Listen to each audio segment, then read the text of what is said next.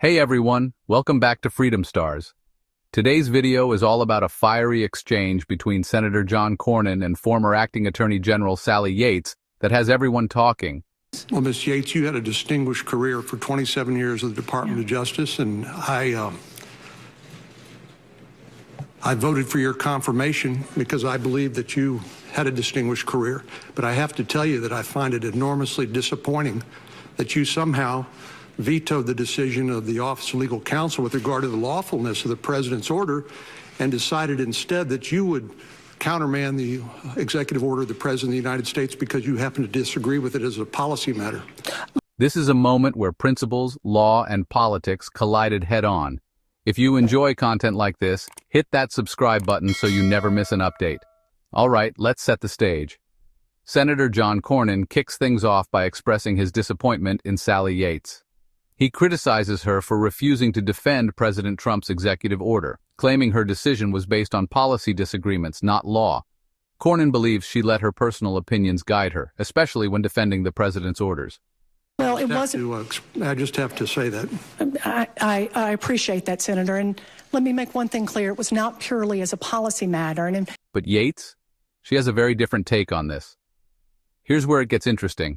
Yates stands her ground, clarifying that her decision wasn't just about policy, it was about the law. She found the executive order to be unlawful and inconsistent with the core principles of the Department of Justice. For Yates, the law must take precedence, even if it means opposing the president. She's holding herself to the promise she made during her confirmation hearing. If an order is unconstitutional or unlawful, she wouldn't defend it. In fact, I remember my confirmation hearing in an exchange that I had with you and others of your colleagues where you specifically asked me in that hearing that if the president asked me to do something that was unlawful or unconstitutional, and one of your colleagues said, or even just that would reflect poorly on the Department of Justice, would I say no? And I looked at this, I made a determination that I believed that it was unlawful. I also thought that it was inconsistent with the principles of the Department of Justice. Yates brings up a crucial point from her confirmation hearing. Senator Cornyn himself had asked if she'd refused to follow an unlawful order from the president. Yates reminded him of her answer. She would stand up for the law no matter the consequences. And that's exactly what she did. Yates was true to her word.